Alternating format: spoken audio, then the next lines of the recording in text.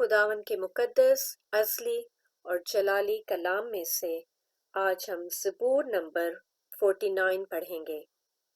آئے سب امتوں یہ سنو، آئے جہان کے سب باشندوں کان لگاؤ، کیا ادنا کیا اعلیٰ، کیا امیر کیا فقیر، میرے منہ سے حکمت کی باتیں نکلیں گی اور میرے دل کا خیال پرخرد ہوگا۔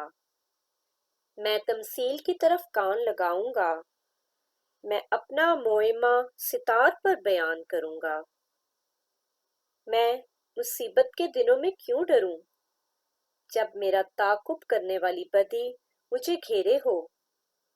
جو اپنی دولت پر بھروسہ رکھتے اور اپنے مال کی کثرت پر فخر کرتے ہیں، ان میں سے کوئی کسی طرح اپنے بھائی کا فدیہ نہیں دے سکتا، نہ خدا کو اس کا معاوضہ دے سکتا ہے، کیونکہ ان کی جان کا فدیہ گراں بہا ہے۔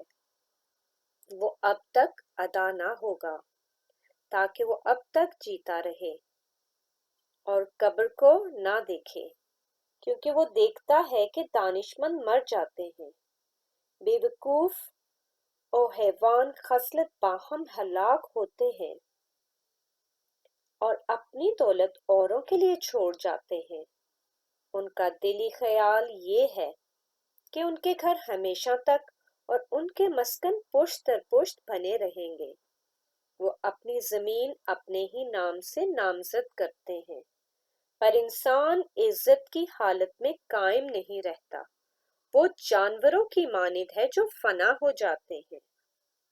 ان کا یہ طریق ان کی حماقت ہے، تو بھی ان کے بعد لوگ ان کی باتوں کو پسند کرتے ہیں۔ وہ گویا پاتال کا ریوڑ ٹھہرائے گئے ہیں، موت ان کی پاسبان ہوگی۔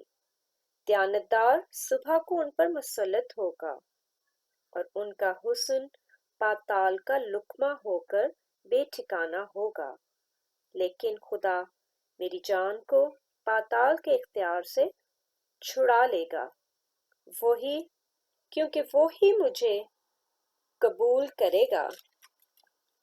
جب کوئی مالدار ہو جائے، جب اس کے گھر کی حشمت بڑھے، تو خوف نہ کر، کیونکہ وہ مر کر کچھ ساتھ نہ لے جائے گا، اس کی حشمت اس کے ساتھ نہ جائے گی۔